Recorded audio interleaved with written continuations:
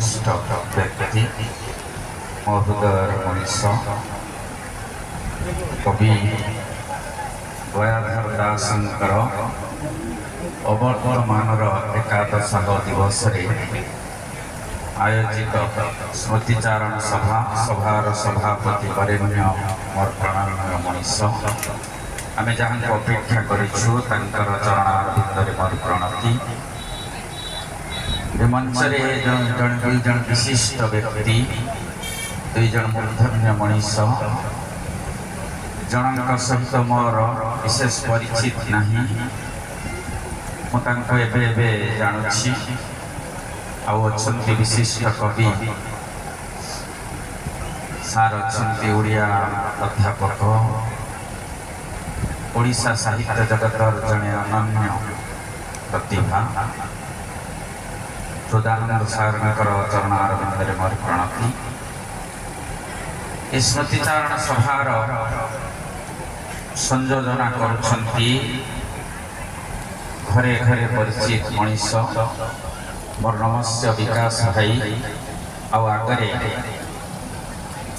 गयाधर प्रेमी एवं विश्वरंजन प्रेमी समस्त बुद्धिजीवी सहकर्मी एवं जेते सबू कवि लेखक कुल समस्त को मोर मथानर प्रणिपात करुछि अछंती ए सभारे आत्मीय स्वजन परिवार वर्ग ग्रामवासी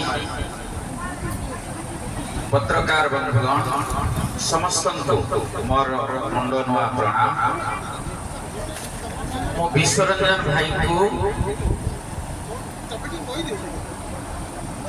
प्राबंधिक विशिष्ट स्तंभकार विश्वरंजन दास को जाने भल भाव जाने मो हृदय मनीष मोर जड़े बड़ भाई मुझे आसन में रखी कथा अनेक जगार खबर कागज शुणे से अनुसार मु जोड़ी हो जाए अभिमन्यु सार सहित इंग्राजी अध्यापक तांकर घनिष्ठ बंधु बाल्य बंधु रेभेन्सार बंधु तांकठारु गयाधर मौसा बाबद मु किछि कथा जाने जे तांको एई कथारे श्रद्धांजलि देवी आज जदि विशु भाई को आमे समस्ते जानूछु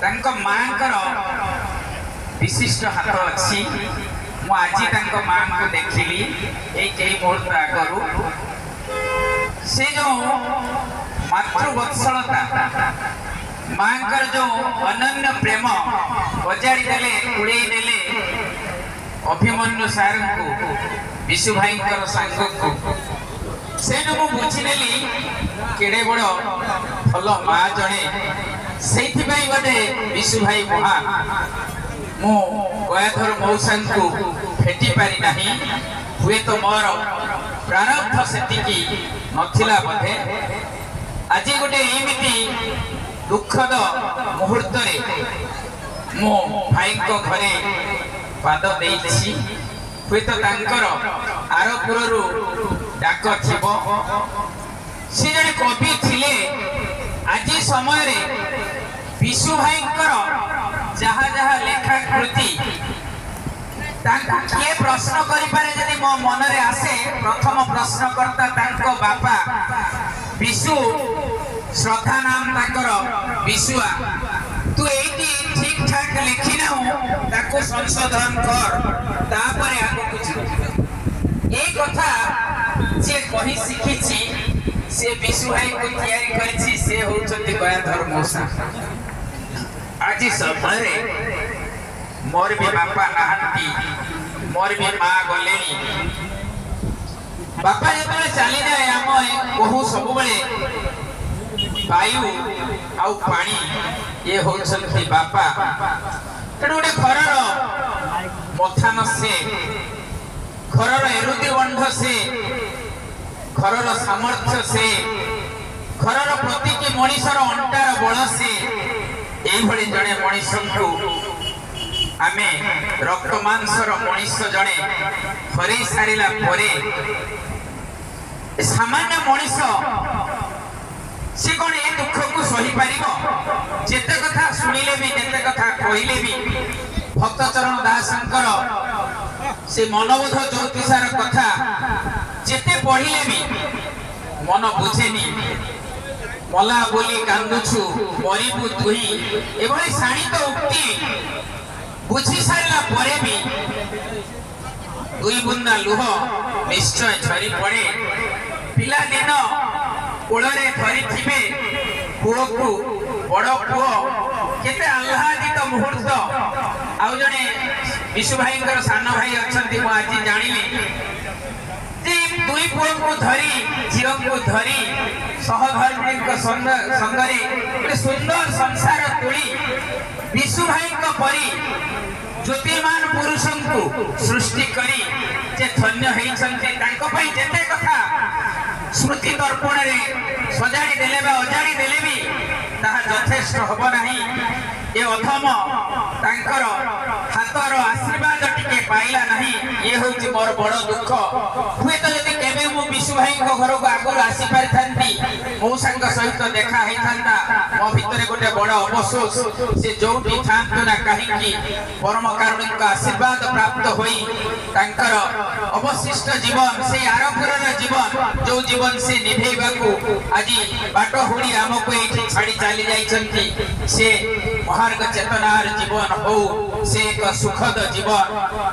ସେଇ ମୃତ୍ୟୁ ତାଙ୍କୁ ସେଇ ଚେତନାରେ ଆବରି ପକଉ, ସେ ଜଣେ ଦେବତା ପାଲଟି ଯାଆନ୍ତୁ। ଏତିକି କହି ମୁଁ ମୋର ବାଣୀକୁ ଏଇଠି ବିରାମ ଦଉଛି। ସମସ୍ତଙ୍କୁ ପ୍ରଣାମ କରୁଛି। ଧନ୍ୟବାଦ। କୃତଜ୍ଞତା ଜଣାଇବୁ ମନୀନ୍ଦ୍ର ଦୀକ୍ଷିତ ମହୋଦୟଙ୍କୁ। ସେ କିନ୍ତୁ ମନୀନ୍ଦ୍ର ଦୀକ୍ଷିତ ଅପେକ୍ଷା ମୁନ୍ନା ସାର୍ ଭାବରେ ବେଶୀ ପରିଚୟ। ତାକୁ ସବୁ ମାଟି ଗୁଡ଼ି ପାଣି ପବନ ସମସ୍ତେ କହନ୍ତି ମୁନ୍ନା ସାର୍। ସେ ଆସିକି ତାଙ୍କର ସ୍ମୃତି ଶ୍ରଦ୍ଧାଞ୍ଜଳି ଅର୍ପଣ କରିଥିବାରୁ ଆମେ ପରିବାର ତରଫରୁ କୃତଜ୍ଞତା ଜଣାଉଛୁ। ଆମେ ଆଉ ଜଣଙ୍କ କଥା ଶୁଣିବା ପୂର୍ବରୁ କବିତାଟିଏ ଶୁଣିଦେଲେ ନିଶ୍ଚିତ ସମସ୍ତଙ୍କୁ ଟିକେ ହାଲକା ଲାଗିବ।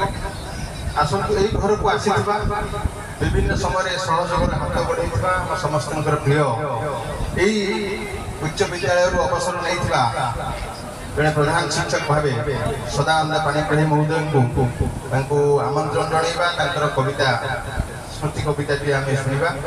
ସଦାନନ୍ଦ ପାଣିଗ୍ରାହୀ ମହୋଦୟ।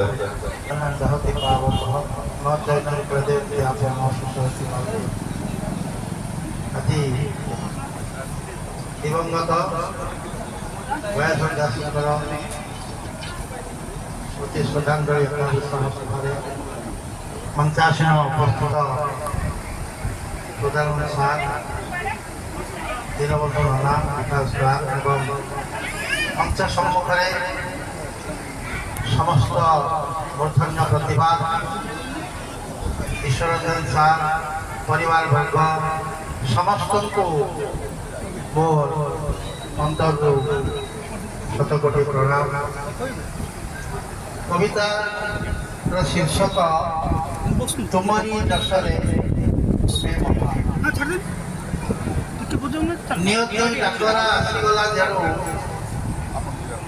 ପର କରିଦେଲ ଏହି ଭାବକୁ, ଆତ୍ମୀୟ ସ୍ୱଜନ ଚକ୍ଷୁରେ ଲୋଟକ, କିଏ ବୁଝାଇବ ଅବାକା। ମେଳକ ସାହିର ଗ୍ରାମରେ ଜନ୍ମ, ଜନକ ଜନନୀ ଧନ୍ୟ ତୁମର, ତୁଳସୀରେ ଦୁଇ ପତ୍ରରୁ ବାସେଇ ଜଣା ପଡ଼ିଥିଲା ବାଲ୍ୟକାଳ। ନିଜର ସ୍ୱାର୍ଥକୁ ପଛରେ ପକାଇ ସମୂହ ସ୍ୱାର୍ଥରେ ମନ ବଳାଇ ସମାଜ ସେବାରେ ସାମିଲ ହୋଇଥିଲ, ରହିଗଲା କେତେ ଅମର।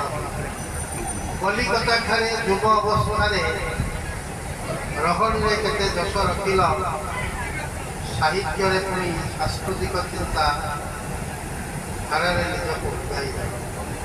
ଜାତୀୟ ଉତ୍ସବ ପାଳନରେ ପୁଣି ଓଡ଼ିଶା ମାଟିର ସଂଗଠନକୁ ଦୃଢ଼ କରି ନିଜ ଯୁବ ପ୍ରତିଭାର ପରିଚୟ ରଖି ବଡ଼ ଆଗକୁ କାଞ୍ଚି ଜମା କାବ୍ୟ ପ୍ରକାଶିତ କରି ହୋଇଗଲ ତୁମେ ଚିର ଅମର।